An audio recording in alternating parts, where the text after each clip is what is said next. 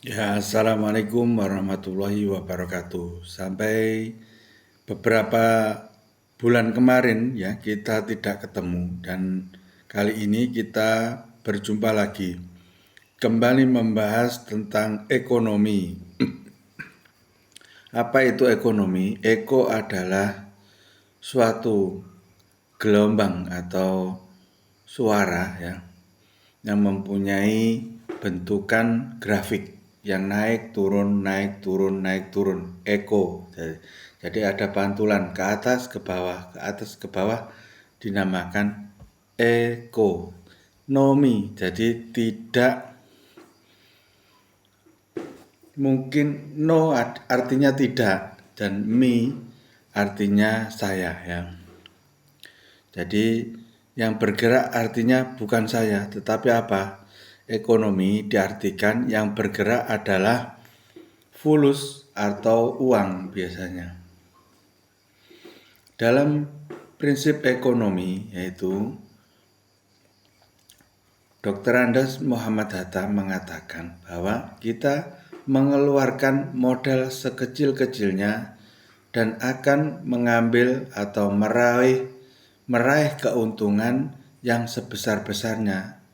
Tetapi di sini bukan diartikan keuntungan yang negatif, keuntungan yang menipu ataupun keuntungan yang memanfaatkan kesempatan dalam kesempitan. Keuntungan di sini diartikan juga yaitu manfaat yang kita raih dalam mengeluarkan modal. Jadi manfaat apa yang kita peroleh dalam perhitungan itu di saat kita mengeluarkan modal. Contohnya, kita membeli pensil ya. Setelah itu kita membeli minuman es ya, es krim ataupun es buah ataupun es milky atau coklat dan sebagainya. Nah, dari segi itu kita mengeluarkan uang 20.000, sama-sama mengeluarkan uang 20.000. Misalnya ini ya. Dalam mengeluarkan uang 20.000 itu kita memilih manfaat apa yang paling besar untuk esok pagi contohnya.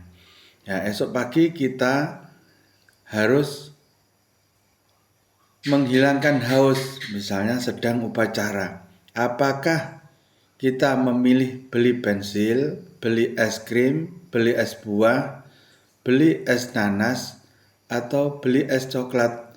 Nah, kita mempertimbangkannya secara prinsip ekonomi.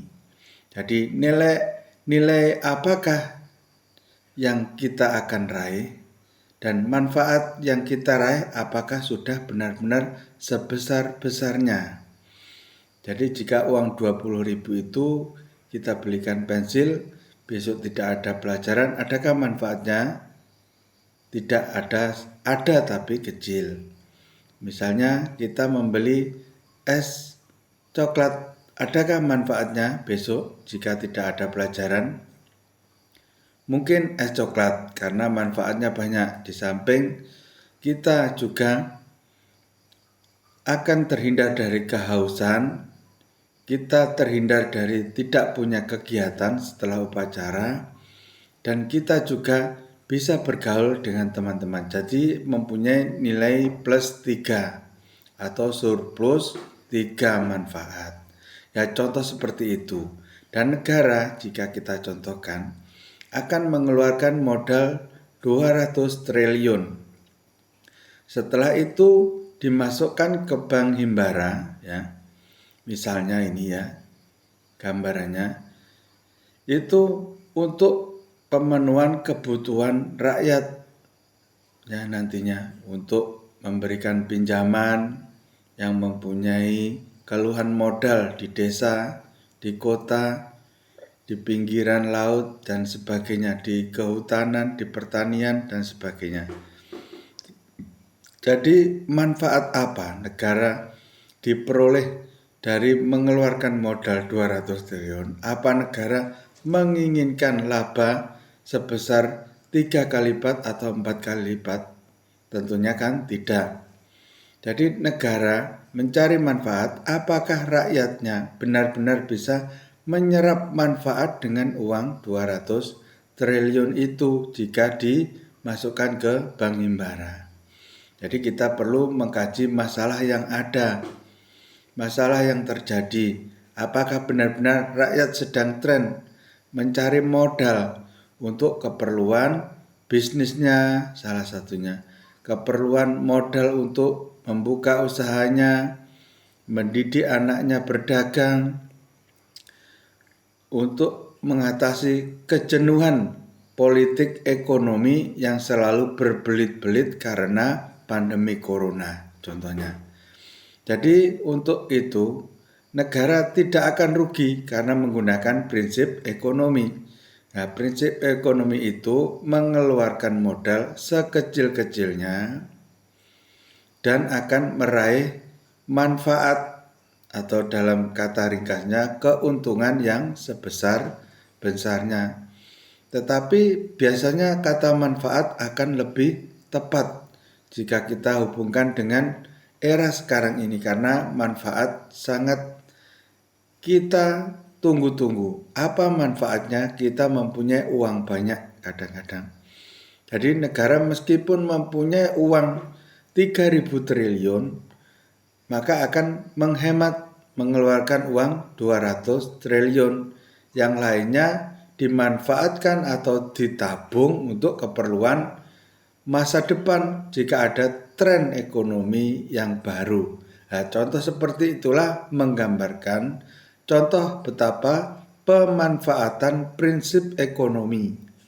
Jadi prinsip ekonomi adalah mengeluarkan modal sekecil-kecilnya dan untuk meraih manfaat sebesar-besarnya. Itu adalah pandangan Bapak Koperasi Indonesia, yaitu Bapak Dr. Andes Muhammad Hatta.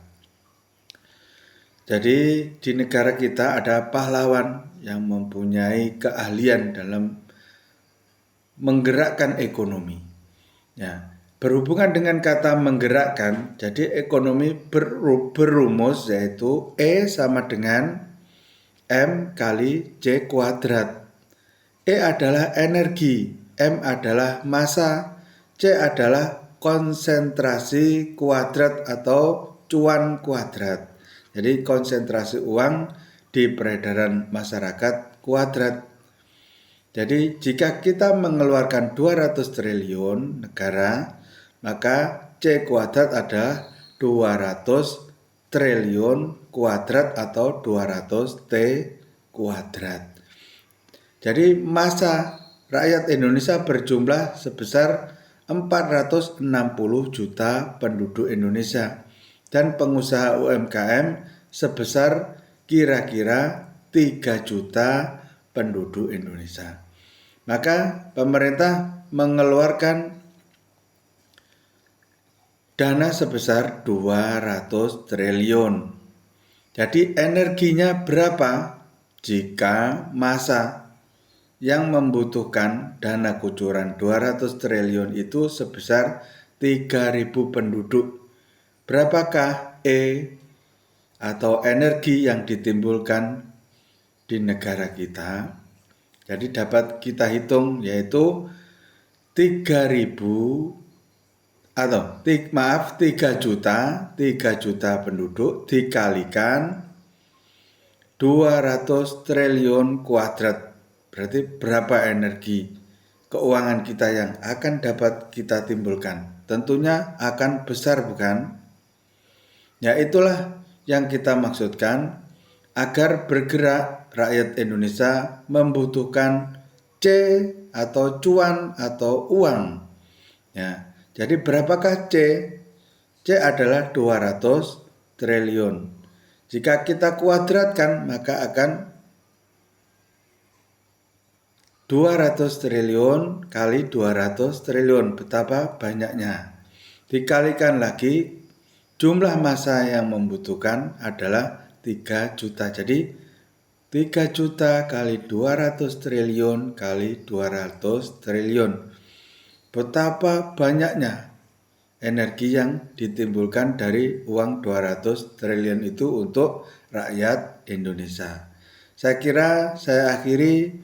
Assalamualaikum warahmatullahi wabarakatuh. Sampai ketemu lagi di pelajaran ekonomi.